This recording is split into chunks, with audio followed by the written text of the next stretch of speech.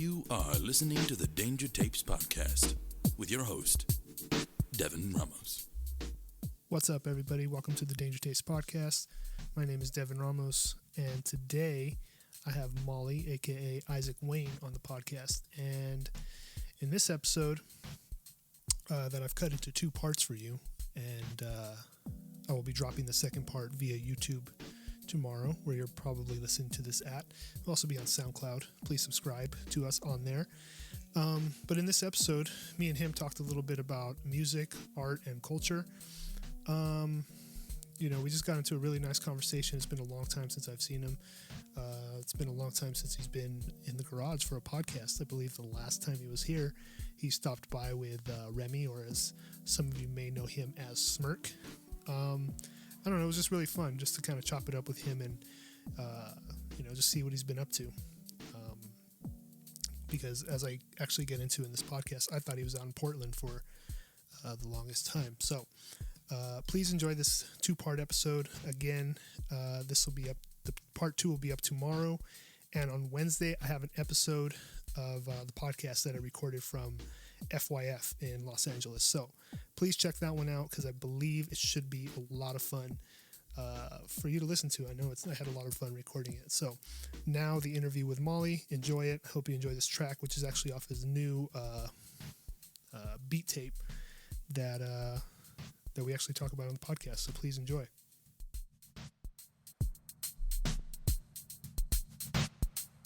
Yeah, like you were saying, you got into you were on Record Store Day. Record Store Day. It was like, all right, so we were there and we were just digging for records, and then this dude, because I didn't even know who Knowledge looked like. I just knew his beats, because all I hear is just knowledge, Mm-hmm. But it was tight, because like he just was up there, and like you were saying with the the beat cinema and how people were just lounging, it was kind of like that, but it was so powerful where people just was like start standing around in the aisles and watching him. But it was like so nonchalantly, like this knowledge. It was just, he goes up there, does his thing, and that's where I got inspired from. Like, that's why I was like, man, I don't know if I can do like a beat show. Therefore, because I don't want people to have them still faces. Like, Yeah. what's this cat doing? Yeah. But I don't know, man. I need to get my courage up and just do it and see what's up. Because what I found is, like, a lot of people, the things that I hate, people like. But it always works like that, but I don't know. Yeah. I mean, there's been a few things that I've done with the podcast. I'm like, I don't really feel it. People have been like, oh, it was really good. Yeah. And I can't tell if they're just being nice, but. Exactly. Like, that's what I'm saying. It's just like, all right, dude. Yeah. Is that real or what? But yeah, it's difficult, man. Like, this is one thing, like, I never had to try to do anything live, like, in front of other people. But I can imagine like doing like a set like that, because that's a little different too. Like, it's not really like DJing either. Yeah. It's like completely live. Right. So that's got to be different. I know, and it's way different from even like performing like a set where you're rapping. Like, it's just like, because rapping, I feel like rapping is like you're putting on a show. With making, like, doing a beat show, I feel like you still got to put on a show just like a DJ. You know how, like, for example, Skrillex or, people of that nature, like, they still perform while they're behind that DJ booth. But to me, I don't know. Like, I don't know how I could transcend my energy from where I'm rapping on stage to where I would present my beats on stage. Right. Because, I don't know. Like, I'm in a different realm now. Like, stuff is way chiller. Like, I don't know. Like, I'm not too hyped no more. But I don't know, dude. We'll see what happens. I might do it. I'm gonna look it up. It's called Beat Cinema. Beat Cinema, yeah. Right. They do it. They might be doing it more now, but I know they were doing it like every first and second Tuesday or something. Nice. But it's definitely every month. Sick. Yeah, there was that, and then I know like there was a record store in Pasadena that was doing the same thing. I think Knowledge was there too. But yeah, there's been a few of these little ones popping up where a lot of producers will go and like play their beats in front of crowds. That's definitely something like I really like, because I think it's just completely different, because now they're, like I said, they're doing it with visuals now and everything. Yeah. So it's just completely a whole. Yeah. It just seems like a different vibe. Yeah. Completely. Tight. Did you hear Majin Buu? Which one? Cotton Candy Majin Buu. Yeah, I did. I was Yeah. listening to it last night, and then I listened to like half of it when it came out. Okay. So I finished listening to it last night. I liked it, man. Yeah. I did. Sick. That's tight. It was cool. It was I don't know, like I just felt like I needed to put something out. I did like my first beat tape was called Slacker. It was only like 5 tracks, and a lot of people rode to that. Like a lot of people rode to that, like way more than this one, I believe. But it was something that like it was a time where I was just like making it was in the time before a Mirage Addict. Like these are beats like when I was making Mirage Addict, and like I was just like, oh, let me put this out because it was just collecting dust, and I was like, let me just put this out. But it was cool. I vibed to it maybe like 5 times, but I think I'm gonna delete it now. You think so? Why? I don't know. Like I'm not because I didn't vibe to it as much as I did Slacker. Oh, okay. And like I don't know. I'm not the dude that just like doesn't put out music just cause whatever. Like I did it. Let people hear it. If it's trash, it's trash. I might think it's tight. I'll leave it up for a little bit. Take it off. Yeah, I don't really care. I really felt Mirage Addict though. I love that one. Dog, I like that too. Yeah. I'm not gonna lie. Like, it's been a long. Like, all right, it's been. Let me count this real quick. About 5 years for me to like something, and then that's why I love Mirage Addict, because I can honestly say, yeah, that's tight, dude. Like, you know what I mean? As a fan, like, because I listen to my music with the most critique. You know, we're the worst critic, but I liked it, dude. And the message it had, like, I feel like it portrayed fully. But I liked it. Yeah, it was a good project, man. And I remember I had listened to it like it was really cool for me because I had got to listen to it like at work, like early in the morning when nobody was there. And I was like, oh yeah, this is really good. Yeah, this is really, really good, man. Thank you. I hope I don't sound presumptuous or nothing like that. But I was just like, yeah, I liked it. But I put a lot of work into it. It was kind of like all right, so I made myself a deadline because I'm the worst procrastinator. Like, so I made myself a deadline and I was just pushing myself, and it was basically like just squeezing everything out of me, but still putting the best. And that's when I know I was like, because if I don't, I'm just gonna be prolonging everything. Right. So, but it came out pretty cool. I was like, all right, tight. And a lot of people digged it. I had a little release party for it. Maybe like 20 people came out to the crib. Okay. It was cool. About like half of them really listened, and it was tight. Like they were really like listening to the whole thing, sitting in the living room. We just had the lights on, had a couple drinks, and vibed out, and it was tight. Like, and that's when I knew I was like, finally, I have some good background music, because that's what I want to make, just like background music. Right. When you're like talking, and then you're just like, it's just perfect to talk to. Like, you know what I mean? Talk with. That's something that I think a lot of people overlook. Like, and they don't really give it a lot of credit. Yeah. Just stuff that you kind of have in the background, like just an ambiance. Yeah. And it's I don't think a lot of people really like, not so much that they don't dig it, but they don't really like even really consider it. Yeah. And I think people like should do it more, really. Yeah. Yeah. Because I mean, I think of it as like, because I see it as what it is, like wave files and vibrations. Therefore, if I'm able to be in the background and I'm able to coincide with your conversation, whatever you're talking about, that's like super sick to me. I don't want to interrupt anything because I'm not an interruptive person. I'm always in the back. I'm always in the background in my whole life. And I'm fine with that. And that's what I want my music to be. You know what I mean? Like, I'm not trying to be out here blase, blase, blah. Like, I'm right there in your car and you're having the best conversation. It's helping you think, in a sense, like just how Mozart helps people think. That's why they have it on when they do the little SATs or something teachers do. I want that to be my music, you know what I mean? Yeah. And that's what I want to do. Yeah. I think that's really cool, man. I do. Because I know, like, if you play, or if I play something, like, at a party or whatever, like, if people don't feel it, like, it kills everything. Yeah. People just like, what is this? Like, what are you playing? But then you play something like, you know, everybody's just hanging out, nobody's really paying attention. Like, oh, this is really good. It completely changes their whole, perception on what's going on around them and everything. Think about it. Weddings. All right. So weddings for the dinner time. Honestly, the best songs come on when you're just eating dinner because everybody's, but then you like find yourself singing these songs while you're eating, because when you're eating and you're hungry, you get happy sometimes, right? And you do a little dance. Sometimes people always make fun of that. And then in wedding dinners, everybody's still partying, but that background music is so subtle, but yet it's so impactful. And then the nighttime, they're dancing and whatnot, and it's the turn up. But tell me that the dinner music was not more turned up than the nighttime music in a sense, like, you know what I mean? Yeah. It's always like you always find your favorite songs when it's more mellow. Mm-hmm. I don't know, it's just me. No, it makes sense. I mean, there's a time for everything, you know what I mean?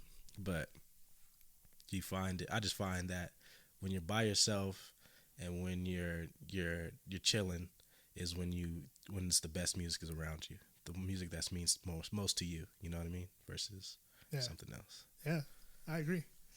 It's like I said, it's just one of those things. I like even now, like I don't really think of. Mm-hmm. But it's true, man. It really is. Mm. Yeah. To me, like, I like everything you guys are doing, like on Jux, like. A word. Yeah. Thank you. It comes out like sporadically, like it always ends up coming out like. Yeah. When you guys announce it, but it comes out when you least expect it to, like. Yeah. And I feel it, man. I really do, because I see that you're going for more of an aesthetic too, not just to capture ears, but to capture like a whole feel, like 5 senses almost. Yeah, because I mean, it's we like to, like, in our little cover letter for Jux, for like when we make a business proposal, one of the lines in there is "We are culture," because like we are like what you're doing, what we're doing, like what people, when they're true to themselves, you are culture. And there is no agenda for it. So therefore, we put out what we want when we want, and we do what we want when we want, because whatever we do is going to be tight. We don't try, but it will be tight, because when you're true to yourself and when you're just putting out what you want and what you want to do, and that aura is perceived, then nobody's going to take it as like, they're trying to come by an agenda, do it the industry standard way. Or like, nah, like it's just kids from this place and we're making tight stuff. Right. And it's longevity, you know what I mean? You can still go back and listen to our records and projects and be like, okay, like this is still cool. It's not like it's not like not knocking anybody that was in this, but like, like it doesn't sound like a jerking song. It doesn't sound like a trap song, It's just, it might have those influences for sure, but you would never know. You can't pinpoint the year that song came out. You know what I mean? And that's what I think we're striving to as Jux is longevity for sure. Yeah, I can see that. I can see that, and that's a really cool thing, like about what you guys are saying, like we are culture, because that's something I never. I guess I never would have really thought of for myself, just in the sense that like, oh, what I'm doing, but like I do have that same. I do this in the same spirit. Like I don't do it. Even for the music aspect of this, like it kind of turned into that. But I think just because everybody was doing it around me, that I kind of jumped on board and said like, all right, let's come on, and then we'll see what else we can throw into it. But to be like, the number one show like here or there, like, no, I just want to, because you could always fall down at number 4. Like, yeah, I just want to be, I just want to strive. I just want to keep doing it. Yeah. Whatever it becomes, that's what it becomes. But yeah, I never want to be like worried about like, oh, I'm not making enough money for this, or like, no, like I'd rather do it for free and then get my money elsewhere. Yeah, because and when I say we are culture, it's like we too we're like ground level. We're doing this at ground level. Like we're not doing it when we have a platform and then we're gonna do it. Like we've been doing this. That's where the longevity comes in. So like we're just doing it because we love it, and we are ground level, and we are what makes things cool. You know what I mean? I don't know. It always seems like something like a trend happens, and then like, dang, we were already doing that, but we weren't like, we're not over here like, give me my credit. But it's just like, we are the culture, I guess. Like, I guess we're not all like there's somebody like you in every city. You know what I mean? And I just feel like that's how it is, like in the universe. Like we all are on the same thing at some times, and then it just protrudes to something bigger. And that's what I'm saying is we're culture. Like we're the ones who are making things cool. You know what I mean? and then it just happens like that. Yeah. I think things have changed too. I think people are doing things because, I mean, they always have, but I think more people are doing things because they actually love it now. And I think now that. But do they love it, or are they fed to know that they want to love it?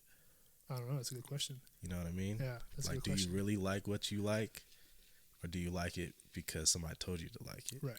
But I think that even if they're doing it because of that, they'll eventually fall out of it. And then it kind of turns more people on to kind of go through with it than maybe, I don't know, 20 years ago.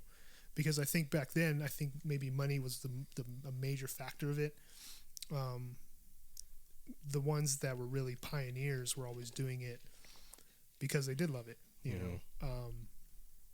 And there were the ones that ended up going through with it, but the ones that did it for the money ended up signing all the bad deals if it came to music, or, you know, even if it were in movies, they took all the, you know, the movies that were not so hot. They maybe thought it was going to be the next, you know, Terminator 2 or Independence Day or whatever. They did it because they wanted to be that, but the ones that ended up following through with it are the ones that ended up loving it. But I think now we're seeing more people that are doing it because they do love it, solely because now everything's so accessible. I was just about to say that. Yeah, it's definitely accessible, and it's easier too. So now people are falling in love because they like, oh, I can do this now. And I feel you. I totally agree with that. I can't knock that for sure. Like, people are seeing that you're able, and people are honing in on their craft, and yeah, that's tight. And then I feel like that's why it feels music's going to be in a better state, because it's going to get back to people like making what they want, and not a radio single or a traditional song. You know what I mean? And that's tight. That's real tight. One thing I think that's like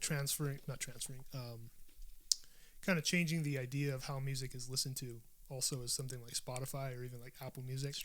Because now, you know, I can't remember what book I was reading, but it was saying like the way songs ended up being were like they were composed for radio. You know, you have advertisements too.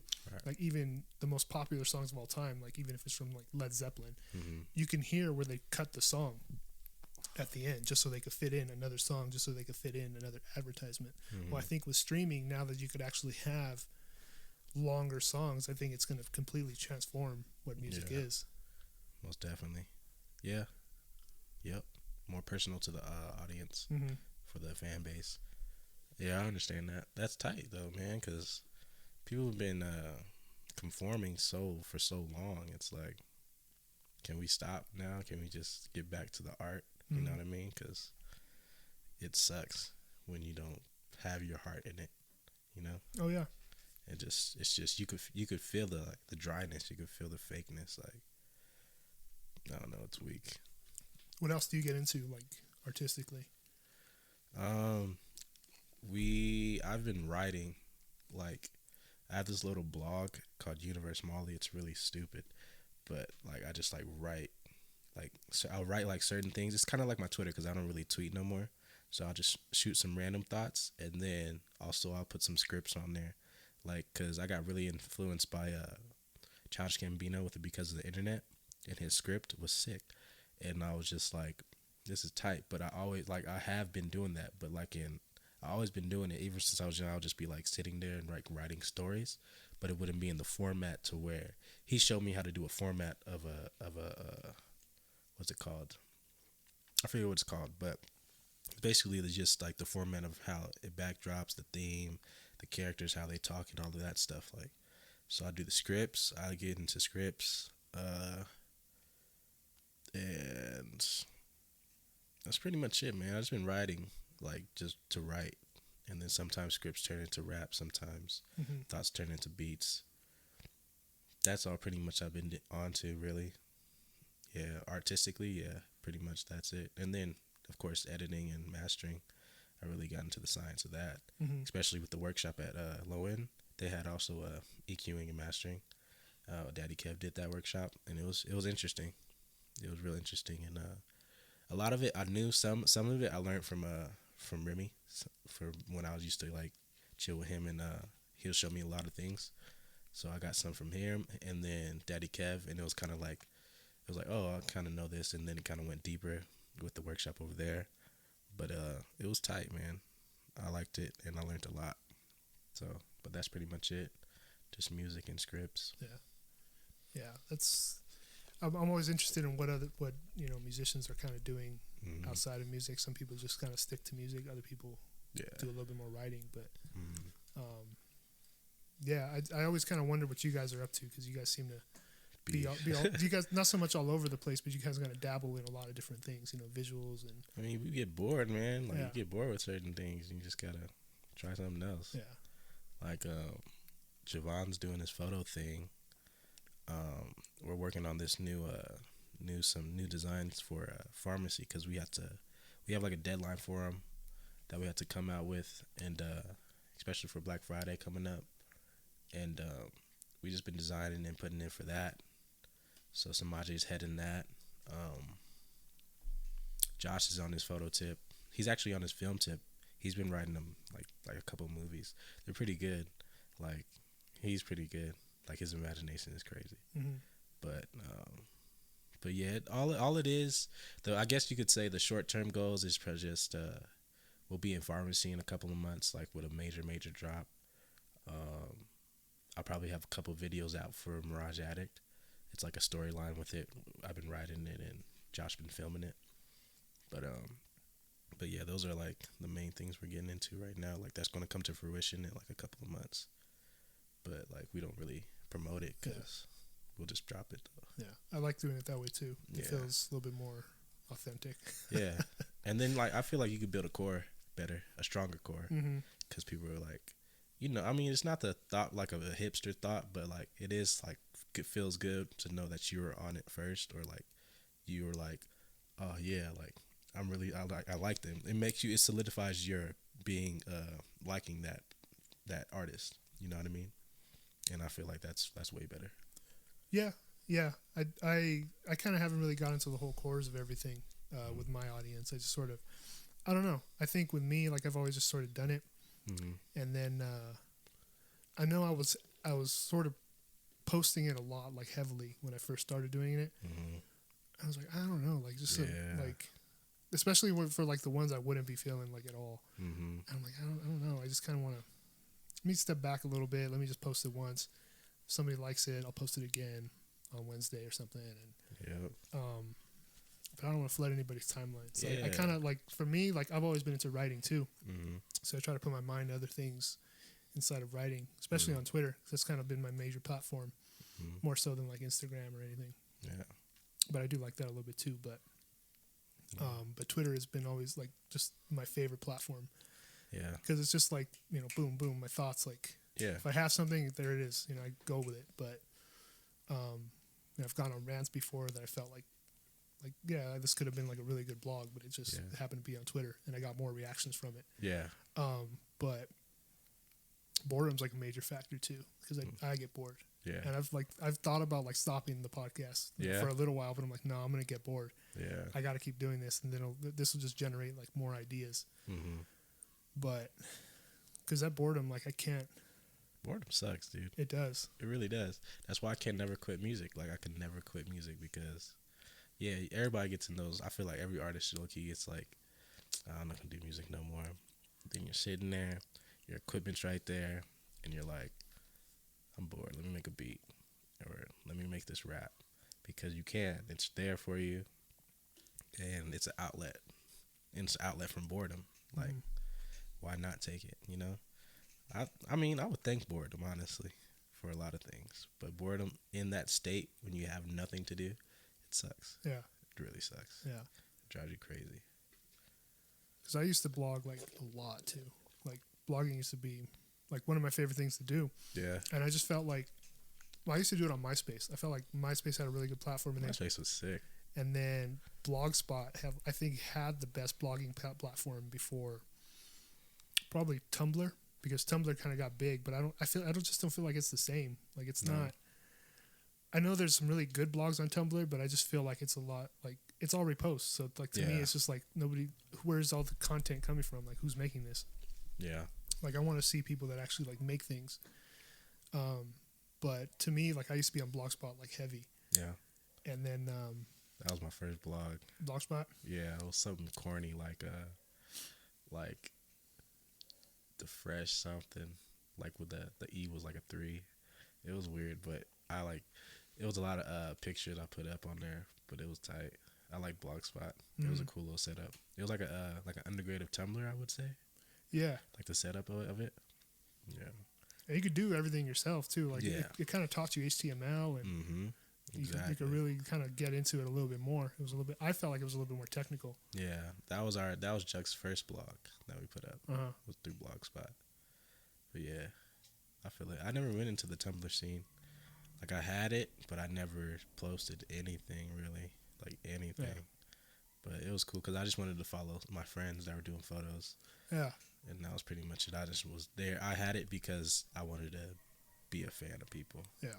And for visuals, it's really good. Like, yeah. For visuals, like I don't think aside from Instagram, like I don't think there's anything else visual wise because everything there used to be Flickr, but I think Tumblr really like streamlined it to where like you could just keep seeing content after content after content. Yeah. Writing wise, like it's really like peppered in there. But yeah, I don't know. I fell out of it blogging. Like I'll still write. Like I more of I put more effort into my schoolwork for like essays and stuff. But I don't know. I just feel like at one point I just felt like everything had been like said already. Like everything I was gonna say, and I'm like, wow, I just don't want to. I feel that. I don't want to do it. I feel it. Totally feel that one. But yeah, I thought weren't you supposed to go to Portland? Oh, I did. You did. Were you living out there? It was tight, like super tight, like total different culture change. They're kind of slower out there, like or like lagged, like I guess you could say. I don't know, like what's hip here is not hip there yet, so they're kind of back in the day. But then in the city though, it's just so cool because everybody's themselves and out there, like they don't have like you know how LA is so oversaturated with people trying to do things the same thing because they see this person do it, you know what I mean? Like that's how I feel LA is. Like everybody's going after the same dream. Out there, nobody's going through the same dream. Like everybody's going through different. People might be want to go there to make leather. People might go there to be have a shop, to open up their own shop where they're making their own things. Like it's more of, I say it's a more entrepreneur city, and that spirit is so tight out there. Like they even have like a billboard that says "Keep Portland Weird." Like yeah, I saw. Yeah, because I went, and I wanted to ask you because I know this is. I don't know if you before we messaged on SoundCloud. I don't know if you were here. I don't know where you were. But I went out there for like 4 days, and to me, it just seems like they're doing art and like craftsmanship without like even trying. Right. They just kind of do it. And it's not really like something they just like, oh, I'm being an artist today. Like, no, that's just what they are. Like, yeah. It's just, it was just completely natural. Yeah. I was really surprised at how open it was. But yeah, I liked it a lot when I went out there. I went out there last August. But like you said, it just wasn't saturated, which was really a surprise to me because I thought it was going to be like everywhere. But people are just doing it, and people, if people want to follow it and like help them out, like people just do it. Like there's not like, oh, come do the, come right here and come, help me out, or there's not advertising. Yeah. Really. And that's crazy. I mean, it's crazy because it's a small city, and you would think, oh, if they're popping right here, maybe I could do my way of how they did it. But it's just like everybody is literally on their own lane, like, and it's so tight because I wouldn't say it's easier to pop off over there, but it's way it's more welcome to be yourself, and people do that. Like they'll be a fan of it. Like I met somebody who like lives off selling their little furniture they make. Because every first Thursday, it calls First Thursdays, every Thursday, first Thursday of the month, every shop there basically has an event. So they have like free wine and like beer or something, and then the artist is portrayed and they're in a gallery. Like every shop there, and there's a lot of shops there, and it's tight because people are living off of that. People just do their thing during the weekday, make whatever they need to make, and they're shown in this gallery this week, and the next month they're shown in this gallery, you know what I mean? And people are following them, and it's like a big yard sale for them. Okay. And it's tight. And it's just like, okay, like this is the culture out here, and it's just cool, man. It's a little slower pace. It's always raining. You get some real racist people sometimes because really? Yeah, they come out into the city sometimes. Oh, okay. But other than that, it's cool. It's real cool. But I dig it. Yeah. I went, like I said, I just went and I was like, man, this is cool. Like it was slower though. I didn't think it was gonna be as slow. Mm-hmm.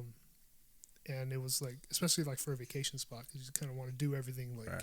Mm-hmm. kind of want to rush through everything. But I was like, man, this is really like, everything's kind of really laid back here. Yeah. Do you take the transportation system? Yeah, I rented a car for one day because I wanted to go out to the waterfalls. Mm-hmm. And I actually didn't even get to do that because it was like pouring. Man. But everything else, like from the airport back, like I'd taken the transportation just around. That thing is cool. Like it's convenient as crap. Like every 7 minutes, you got the Max line coming through, and like they got real strict on it now. But like a few years back, it was like you could just really just hop on there and just go. But they check like tickets now. But yeah, it was cool. Like, cause you could go anywhere basically in Oregon from like you can go from Portland all the way to like Hillsboro, and that's like I don't know, like from here to let's say maybe like Corona, like deep Corona. It's that far. So like just on the Max, like, and it's only like $3. Wow. And it's fast. Like you know what I mean? You don't gotta wait for nobody 7 minutes every ride. Like it's tight. Yeah. It's real cool. I wanna move back there, honestly. I felt I was really creative out there. Yeah. It feels like just a really, really like just the landscape and everything just kind of feels like it drives creativity. Yeah, it's open, it's nature, it's free, like it's tight. I liked it a lot. When I was driving, like I didn't really feel like I was like I felt like it was so easy to get around. Even driving. Like it was just so easy to get around. Parking, like it wasn't that much of a big deal. Like there was always parking. Like I can get to one end of the city to another in like 20 minutes. Yeah, it was cool. I think like I'm gonna end up moving out of the high desert. I don't know where. I'll probably end up being in California, but if I ever move out of state, it's gonna either be like Seattle or Portland. See, I've never been to Seattle. Seattle's tight. Seattle's fast paced though. Yeah, that's what I was hearing. Yeah, it's cool though. It's cool. I just got back.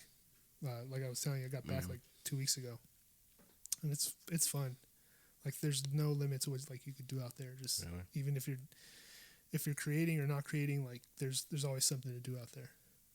I'm gonna have to visit for sure. Yeah. We were gonna rent a car and go up there, but we never did when we were out there. It was just like we just stayed in the city.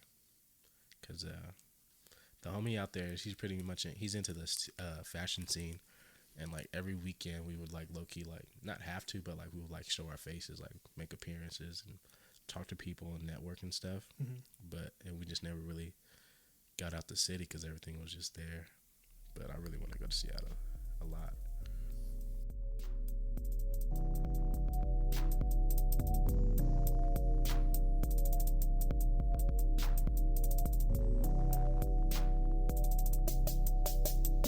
Yeah, these niggas wanna know if I'm cooler than the other mans. If I'm cooler than the other mans. If I'm cooler than the other mans.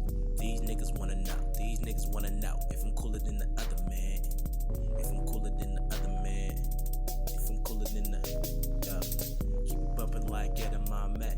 Throw like O2 Shantae. Smoother than Ryan Gosling in a car chase. You gotta catch up, don't get left up in that cold. You were grinding my whole life, you know. I eat things, tryna beat things, tryna make change. But I'm cooling off that rolling rock, Powerade in that polar pop. Yeah, alcoholic, schizophrenic, got problems. So what? You do too, we ain't all perfect. Head barely at the surface, swimming in that ocean of life. I think it's worth it. Cause we wavy, cause we wavy, cause we wavy, cause we wavy, cause we wavy, cause we. My keyboard black, my skin black, you black. Better embrace that, cause we gonna go down as a society. All these cats all about that riding. Don't listen to me though, don't listen to me though. I'ma concentrate while I'm shooting free throws, cause they freed up. So, when I get my cheese like Doritos, I'ma chop these niggas up.